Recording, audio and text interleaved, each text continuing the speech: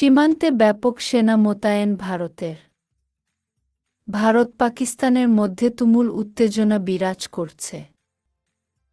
কাশ্মীরের পেহেলগামে গত ২ এপ্রিল সন্ত্রাসী হামলায় ৬ জন পর্যটক নিহতের ঘটনায় ভারত-পাকিস্তানের মধ্যে তুমুল উত্তেজনা বিরাজ করছে। টানা ৫ দিন ধরে কাশ্মীর সীমান্তে দেশ দুইটির বাহিনীর মধ্যে গোলাগুলি হয়েছে। তবে এতে এখন পর্যন্ত কোনো হতাহতের খবর পাওয়া যায়নি।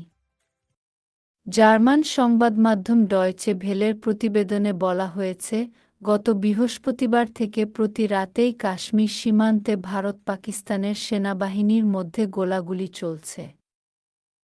এই হামলার জন্য পাকিস্তানকে দায়ী করে দেশটির বিরুদ্ধে একাধিক ব্যবস্থা নেওয়ার কথা ঘোষণা করেছে ভারত।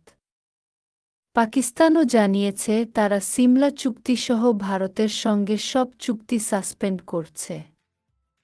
তারপর থেকেই জম্মু ও কাশ্মীর ও লাদাখে প্রতিরাতে গুলির লড়াই চলছে।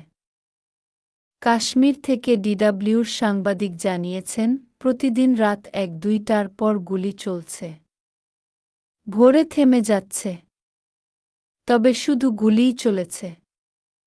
তিনি জানান, সীমান্তে প্রচুর সেনা মোতায়েন করছে ভারত।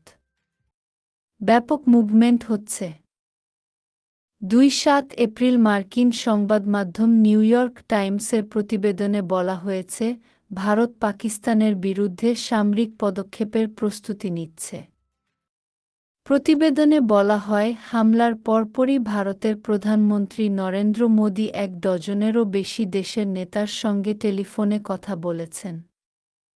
পাশাপাশি নয়াদিল্লিতে অবস্থিত ১০০টিরও বেশি কূটনৈতিক মিশনের প্রতিনিধিদের ভারতের পররাষ্ট্র মন্ত্রণালয়ে ডেকে নেওয়া হয়েছে।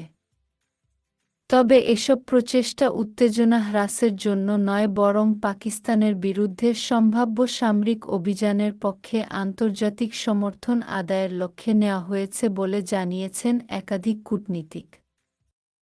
এর আগে এক ভাষণে মোদি সন্ত্রাসী আস্তানাগুলো ধ্বংস এবং কঠোর শাস্তি দেওয়ার ঘোষণা দেন, যদিও সরাসরি পাকিস্তানের নাম উল্লেখ করেননি।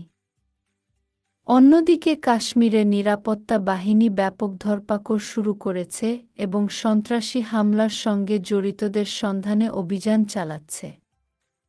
সেখানে শত শত মানুষকে গ্রেপ্তার করা হয়েছে। এর আগে পাকিস্তানের দিকে বয়ে যাওয়া নদীগুলোর পানিপ্রবাহ বন্ধ করার ঘোষণা দেয় ভারত। সেই সঙ্গে পাকিস্তানি দূতাবাসের কিছু কর্মী ও ভারতে সফররত পাকিস্তানি নাগরিকদের দেশত্যাগের নির্দেশ দেওয়া হয়। অন্যদিকে সোমবার বার্তা সংস্থা রয়টার্সকে দেওয়া সাক্ষাৎকারে পাকিস্তানের প্রতিরক্ষামন্ত্রী খাজা আসিফ স্পষ্ট করে বলেছেন, কাশ্মীরে পর্যটকদের উপর প্রাণঘাতী হামলার পর ভারতের সামরিক অভিযান আসন্ন।